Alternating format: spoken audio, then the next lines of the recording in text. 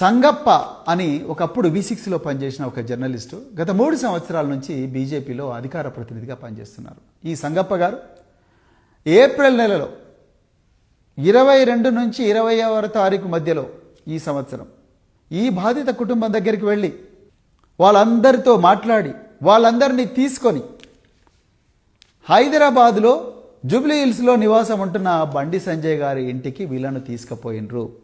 ఆ అమ్మాయి తన బాధంతా వెళ్ళబుచ్చుకున్నది. ఇగో మీ కొడుకు నన్ను ఈ విధంగా చేసిండు, ఇగో వీడియోలు ఇట్లున్నాయి, చాటింగ్లు ఇవి ఉన్నాయి, అవన్నీ ఉంటే బండి సంజయ్ గారు చెప్పింది ఏందయ్యా అంటే, ఆ అమ్మ నాకు చెప్పిందండి, మీరు మీ బిడ్డ ఎంతమందితో తిరిగిందో ఏందో నాకు తెలియదు, నేను మాత్రం దీనికి ఒప్పుకునే సవాలే లేదు.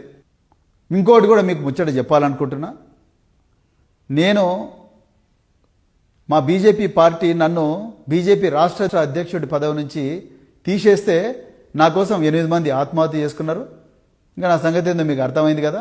రేపు మీ మీద ఏం జరిగినా మళ్ళీ నేను రెస్పాన్సిబుల్ కాదు, నకరాలు చేయకూరి, ఇక్కడ నుంచి వెళ్ళిపోండి, ఏదైనా సెటిల్ చేసుకుందాం అని చెప్పి భయపెట్టించి పంపించిండంట. ఇది సంగప్ప గారి సమక్షంలో జరిగింది. ఆ మహిళ చెప్పింది నాకు.